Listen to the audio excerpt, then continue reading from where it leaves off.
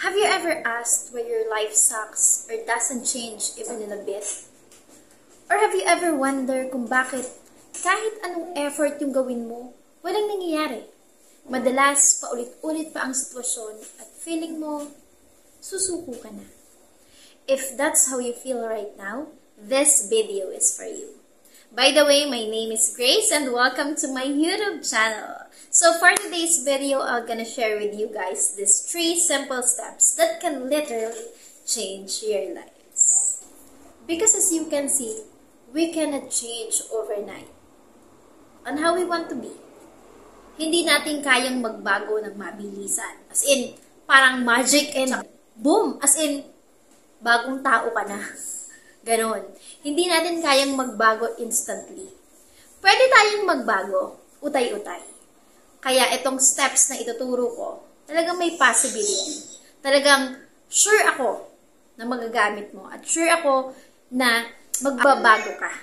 Kasi kung titingnan natin yung buhay ng ating mga magulang, kakilala, kaibigan, o kahit yung ating mga katrabaho, hindi ba kayo nagtataka na pare-parehas lang yung ginagawa nila sa araw-araw, pero wala naman nagbabago.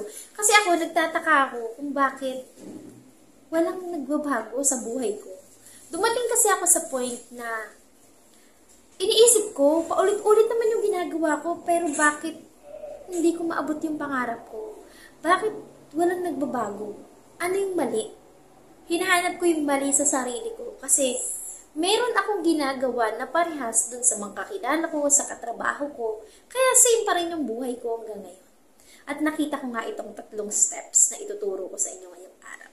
At sigurado ako na magagamit nyo din ito para magbago yung buhay nyo. Number 1, take your first step now. As in, now. Madalas alam naman natin kung saan tayo magsisimula. Pero takot tayong mag-umpisa. One time, nagtanong ako dun sa isang lola.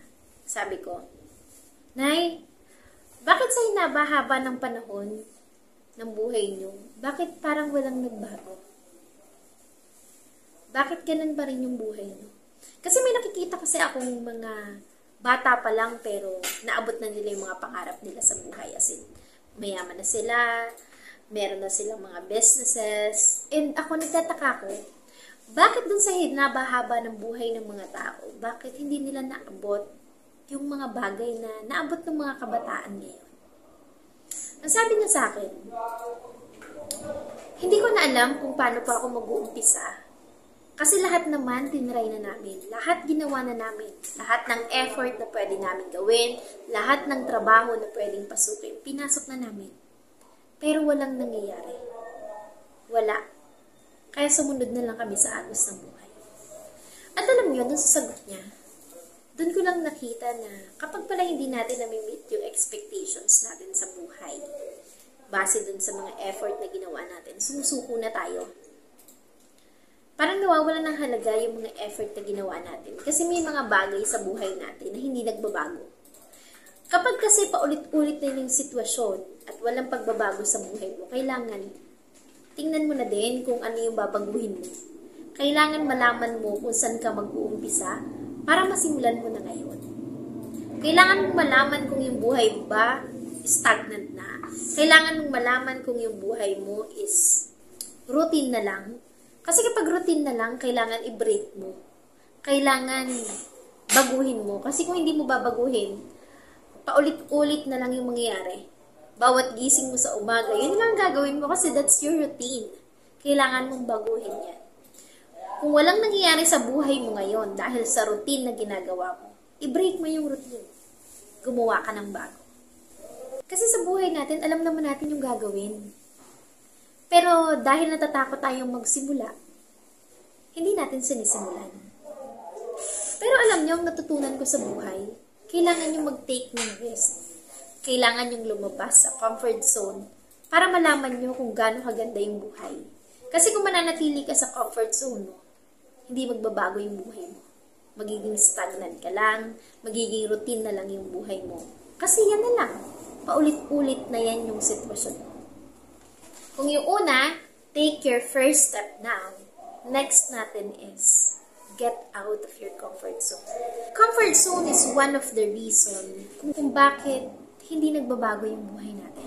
Kasi nag-i-stay tayo in the same place and in the same situation. Comfort zone is one of the most dangerous place in our lives. Hindi mo napapansin, diba? Kasi sanay ka nang nandyan ka. Hindi mo napapansin na dahil sa pagiging tamad mo, walang nagbabago sa buhay mo. Kasi comfort zone mo yan. Ayaw mong lumabas sa comfort zone mo kasi ayaw mong mag-exert ng effort, ayaw mong ibigay yung the best na magagawa mo. Kasi yung comfort zone mo is nahihiya ka, ayaw mong ipakita yung talent mo kasi baka pag nakita nila yung talent mo, ang daming ipagawa sa'yo. Ganon ang comfort zone. Ayaw mong lumabas dyan kasi sanay na sanay ka na. Kasi once na maging kampante na tayo sa buhay natin o sa sitwasyon na meron tayo, magiging stagnant na yung buhay natin. At wala nang paglago na mangyayari. Hindi na tayo lalago kapag naging stagnant na tayo. Kasi alam nyo, people don't like difficulties. Ayaw natin ng tests. Ayaw natin ng struggles. Kasi ang hirap. Pag narinig mo pa lang na, mahirap yan. Ayaw mo na. Kasi yun talaga tayo. Ayaw natin ang nahihirapan. Gusto natin lahat instant. Gusto natin kapag ginusto natin yung bahay na to, isang click mo lang na ganyan, ay, nasa akin na. Ganun kasi tayo. Gusto natin madali ang nangyayari ang lahat. Pero hindi. Kung ang Lord nga, merong process and order, ikaw pa kaya? Kailangan mong matuto at dumaan sa process and order na inilatag ng Diyos para sa iyo. Hindi naman kasi natin malalaman na kaya natin yung isang bagay kung hindi natin susubukan. Ikaw ba? Naranasan mo ba na kapag wala kang karelasyon, malalaman mo ba na masakit magmahal? O malalaman mo bang masarap naman palang magmahal? Di ba hindi? Hanggat hindi mo sinusubukan ang isang bagay, hindi mo malalaman yung aral sa likod ng bagay na yun. Di ba? Kaya natututo yung isang tao kasi nagte-take risk siya. Nagpe-first step siya at lumalabas siya sa comfort zone niya. Kaya ikaw na nanonood ngayon, kung gusto mo magbago yung buhay mo, kung gusto mo na simulan yung pagbabago, kailangan mo nang simulan ngayon. Hindi mo kailangang isipin na anong mangyayari sa akin bukas. Hindi mo siya kailangang isipin. Kailangan mo lang isipin yung ngayon. Kasi yun yung present na buhay mo. Kung gusto mo may magbago sa future mo, magsimula ka ngayon. Kasi ngayon, ang huhulma sa bukas na meron ka. Kaya alam mo na, kung gusto mong magbago yung buhay mo, take your first step and get out of your comfort zone. Next natin is, learn to have a right mindset. Right mindset is very crucial formula na dapat talaga meron tayong lahat. At ito yung hinahangaan ko sa mga famous vlogger, businessman, wealthy person, o kahit na sino pa yung mga taong nakaabot ng mga pangarap nila. Ito talaga yung pinagtataka ko. Kasi dati hindi ako positibo mag-isip. As in, napaka-negative thinker ko. Na kapag meron akong mga gusto sa buhay na pinapangarap ko lang, sinasabi ko pag di ko makuha, talagang hindi yan para sa akin. Alam ko naman sa sarili ko, hindi ako nag-effort. Alam ko naman sa sarili ko na hindi ko ibinigay yung the best na magagawa ko. Kaya talagang masasabi ko na dapat meron ka talagang positive mindset. Meron kang right mindset para sa mga bagay na gusto mong gawin. Kung meron kang goals sa buhay, kailangan talaga nandyan yung right mindset mo. Kailangan nakafocus yung utak mo dun sa goals. Hindi pwedeng hindi. We must learn to think positively in order to become a habit. At ito lang yung masasabi ko sa inyo. Kailangan ang laman ng utak mo is, all things happen for a reason. Para kahit anuman ang mangyari, anuman ang nagaganap sa buhay mo, alam mo may dahilan yun. At huwag kang susuko. Kasi kapag sumuko ka, tapos na yung buhay mo. Wala na, hanggang doon ka na lang kasi sumuko ka na. Pero hanggat hindi ka sumusuko, hanggat nabubuhay ka sa mundong to, tuloy mo lang yung buhay mo. Gawin mo yung magagawa mo para sa sarili mo. Unahin mo yung sarili mo. Unahin mong baguhin yung sarili mo. Kasi yun yung dapat. Kasi hindi mo mababago ang ibang tao. Sarili mo, yung una mong mababago. Yung mga tao kasi may kanya-kanya yung disposisyon sa buhay. May kanya-kanya yung goals. Pero ikaw, dapat sa sarili mo, meron kang goals na sa'yo mismo. Kung gusto mo na maging healthy ang buhay mo, try mo kumain ng healthy a day. Kahit hindi man 3 times a day, kahit 1 times a day lang muna kasi yun yung kaya ng budget mo, try. Gawin mo. Gawin mo siya ng 2 months, 3 months, or kahit isang buwan lang magiging habit mo yan. At kapag naging habit mo yan, may pagbabagong magaganap sa'yo. Huwag kang susuko. Because as long as you're alive and kicking, meaning, you have a lot of chances to change your lives for the better. Kasi nasa iyo naman yung desisyon. Hawak mo kung ano ang mangyayari sa future mo. Sa ngayon, kung maliliit na bagay lang yung kaya mong gawin, do it. That's your first step. Kung gusto mong maabot yung goals mo sa buhay, at hindi mo kayang talunin yung pangarap mo, o lakaran mo kahit small steps, maaabot at maaabot mo yan. Basta focus ka lang.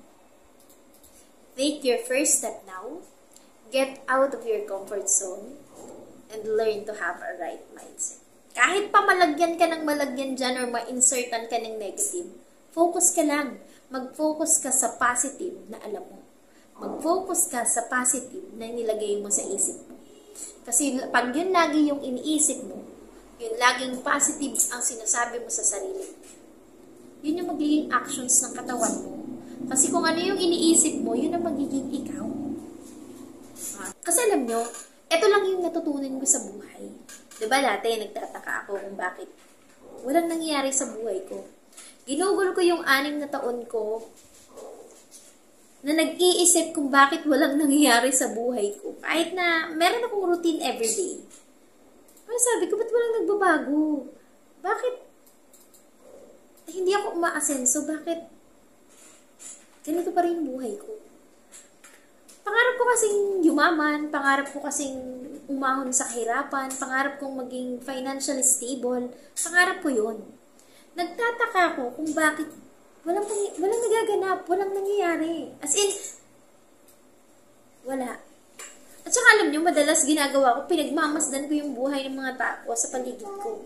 Kahit yung magulang ko, kakilala ko, o kahit sino pa yan na nakakasalumuha ko, tinitingnan ko yung buhay nila na, bakit ganun? Parang walang nangyayari sa buhay ng mga tao. Yun pala, meron tayong pare-parehas na ginagawa.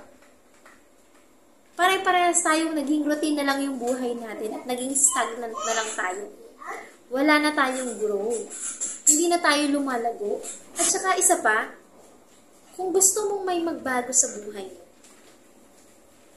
kailangan ikaw talaga yung magsisimula. Hindi mababago ng ibang tao yung buhay mo, malibang baguhin mo yung sarili mo. Ikaw mismo yung magbabago. At kapag nabaguhin mo yung buhay mo, magbabago pati yung nasa paligid mo. Kung ano yung desisyon na gagawin mo ngayong araw, yan yung magdidikta sa future mo. Kung gusto mo maging tamad ngayon, huwag kang umasa na maganda yung buhay mo bukas. Pero kung gusto mong maging masipag ngayon at abutin yung pangarap mo, umasa ka na maganda yung future mo. Kaya kung hindi mo pa alam yung gagawin, take your first step now, get out of your comfort zone, and learn to have a right mindset. I hope na marami po kayong natutunan sa video na ito. And kung meron kayong insights or meron kayong mga exaanan sa buhay nyo na pasok dito sa topic natin ngayong araw, please tell me sa comment section. Okay? Thank you so much for watching, guys. Have a nice day. Bye!